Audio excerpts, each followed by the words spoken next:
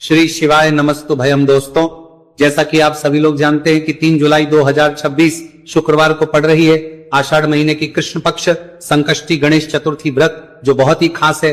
और दोस्तों, ये वो तिथि है जो कि आषाढ़ महीने में शुक्रवार को पड़ रही है, तो इस दिन का महत्व और भी अधिक बढ़ जाता है। पूज्य गुरु जी ने कहा है कि अगर कभी भी मौका लग जाए और आषाढ़ महीने की चतुर्थी तिथि शुक्रवार को पड़ जाए, तो इस दिन आपको 11 गेहूं के दाने वाला उपाय जरूर करना चाहिए, क्योंकि ऐसा संयोग बहुत ही कम आता है। और दोस्तों, इसी दिन किया जाने वाला पंडित जी द्वारा बताया गया 11 गेहूं के दाने वाला उपाय आप लोगों को जरूर करना चाहिए। और अगर आप लोगों ने इस उपाय को नहीं किया है या किसी कारणवश नहीं कर पाए हो, तो चतुर्थी तिथि के दिन इस उपाय से मत चूकना। दोस्तों देखिए, ये दिन इतना खास होता है, इतना महत्वपूर्ण होता है, देखा गया है कभी कभी बड़े बड़े पूजा पाठ अनुष्ठान से जो मनोकामना पूर्ण नहीं होती है, वो आषाढ़ महीने के शुक्रवार के दिन एक छोटे से करने से ही आपकी मनोकामना पूर्ण हो जाती है। और बहुत सारे लोगों ने इस उपाय को किया भी है और उनको इस अवसर नहीं होगा, आषाढ़ महीने के कार्य उपाय को करने का फल भी जरूर मिला है। अगर आप लोग भी इस उपाय को चतुर्थी तिथि के दिन करना चाहते हैं, तो आप इस उपाय को पहले अच्छे से समझ लेना, सुन लेना, उसके बाद करना। आपको इस उपाय का फल जरूर मिलेगा। देखना, आपकी सभी मनोकामनाएं पूरी हो जाएंगी। दोस्तों, हम आपको यहां पर बता दें कि ये जो गेहूं के दाने वाला उपाय, ये उपाय पंडित जी ने अपनी अभी की शिव महापुराण की कथा में ही बताया है। और इस उपाय को करने से आपके घर में चाहे किसी भी प्रकार की दुख और समस्या क्यों ना चल रही हो, आपको उसका कारण भी नहीं पता है कि भाई ये समस्या किस कारण से चल रही है। उसका कुछ भी कारण हो सकता है, जैसे पितृदोष हो सकता है, काल सर्प दोष हो सकता है, या किसी भी तरह का मंगल दोष भी हो सकता है, और भी बहुत तरह के दोष होते हैं, कुछ भी हो सकता है। पर आपको इसको करने के लिए अपने दोष को पता लगाने की भी जरूरत नहीं है। आपके घर में किस कारण से इतनी दोहक और परेशानी आ रही है, वह भी आपको पता लगाने की जरूरत नहीं है। बस शुक्रवार के दिन इस उपाय को कर लेना, क्योंकि इसी एकमात्र उपाय को करने से आपके पूरे घर परिवार में सुख और शांति हो जाएगी। आपके घर में अच्छे अच्छे काम होने लगेंगे। आपकी जो भी मनोकामना होगी वो भी धीरे धीरे करके पूर्ण होना शुरू हो जाएंगी।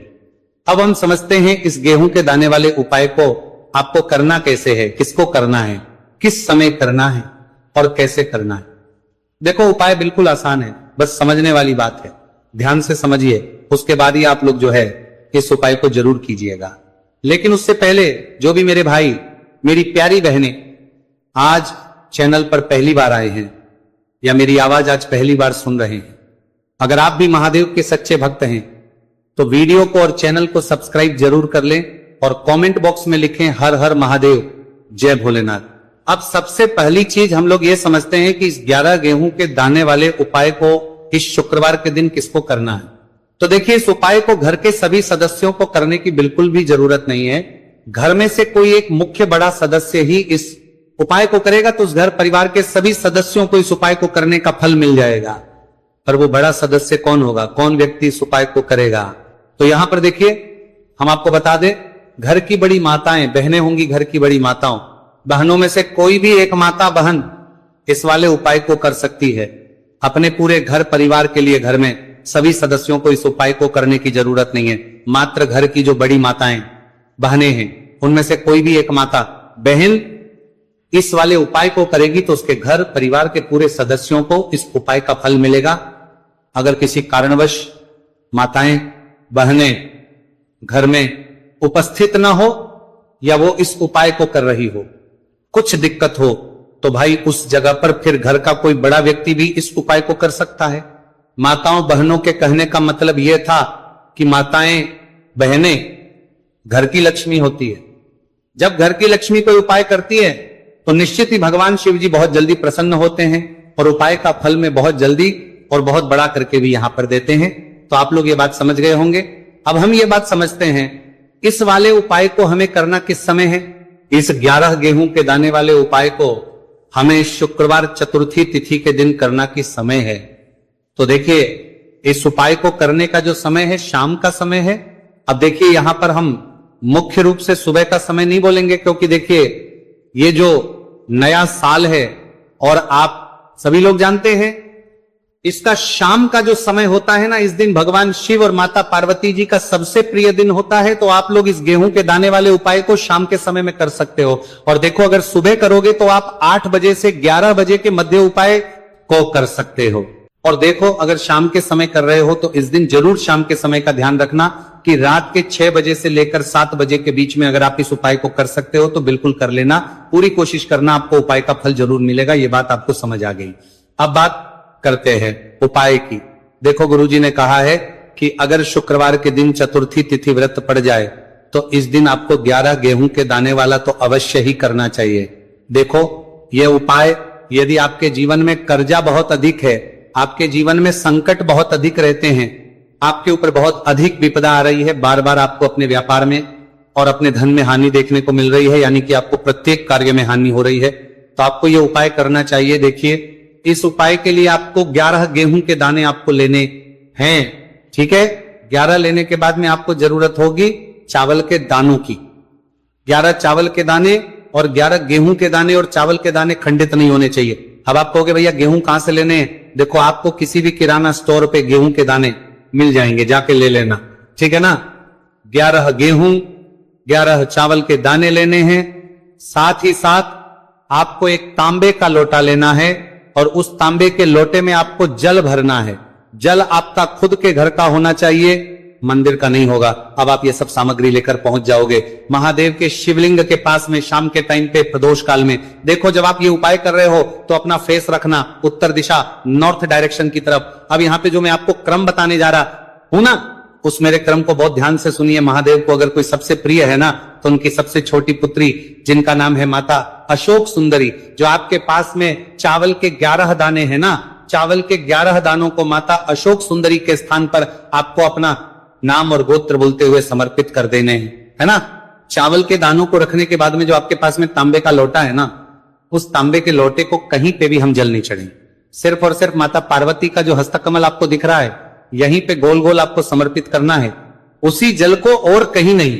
ना तो माता अशोक सुंदरी के स्थान पर, ना तो के ऊपर, सिर्फ आपको यहाँ पे गोल गोल जलाधारी पर आपको उस जल को समर्पित करना है। अब आपके पास में बचे हुए हैं 11 गेहूं के दाने, और बचे हैं उन्हीं 11 गेहूं के दाने को आपको अपनी मनोकामना, अपने विशेष कहते हुए महादेव के शिवलिंग के ऊपर अगर आप चतुर्थी तिथि के दिन प्रदोष काल में समर्पित कर देते हैं तो आपकी जो भी मनोकामनाएं होंगी, जो भी विश होंगी, महादेव पूरी जरूर करते हैं।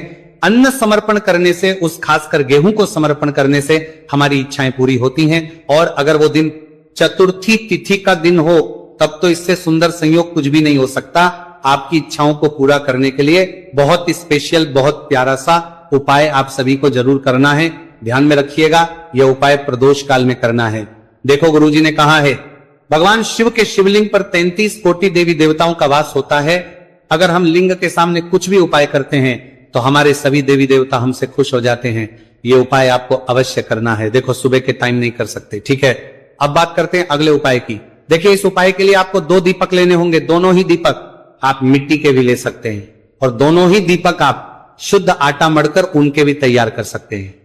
अब दोस्तों, दोनों ही दीपक के अंदर आपको शुद्ध घी का प्रयोग करना होगा, और एक दीपक अंदर आपको गोल रुई की बाती का प्रयोग करना होगा, और एक दीपक के अंदर आपको लंबी बाती का प्रयोग करना होगा। लंबी बाती वाले दीपक के अंदर आप मौली वाला जो धागा आता है कलावा का, उसकी बाती का प्रयोग भी आप लंबी बाती वाले दीपक के अंदर कर सकते हैं। देखिए, 2 दीपक वाला ये चमत्कारी उपाय केवल शुक्रवार की रात्रि में ही किया जाता है, इसीलिए आपको इस उपाय को बहुत ही ध्यान से समझना। इसी के साथ में आपको 1 चुटकी काले तिल के दाने लेना है, और इसी के साथ में आपको मात्र 1 चुटकी हल्दी भी लेनी होगी। अब दोस्तों, ये सभी सामग्री लेकर के आपको रात्रि के समय पहुंच जाना है अपने घर में। जहां कहीं भी तुलसी जी का पौधा, तुलसी माता का निवास स्थान है, वहां पर देखिए दोस्तों, सबसे पहले तो आपके पास जो एक गोल बाती का दीपक, उसे आपको तुलसी जी के वहां पर प्रज्वलित करना है। दीपक को प्रज्वलित करते समय आपको ओम नमो भगवते वासुदेवा या इस मंत्र का 11 बार जाप कर लेना है। अब देखिए दोस्तों, आप जो 1 चुटकी काले तिल के दाने लेकर के आए हैं, उन्हें आपको अपने सीधे हाथ में रखना है, और जो आपने गोल बाती वाला दीपक प्रज्वलित किया है माता तुलसी जी के वहां पर, उसके ऊपर से आपको इन 1 चुटकी काले तिल को घड़ी की दिशा में घुमाना है, आपको अपना नाम और अपनी गोत्र को बोल देना है और फिर आपको इन काले तिल को उससे जलते हुए दीपक के अंदर डाल देने हैं।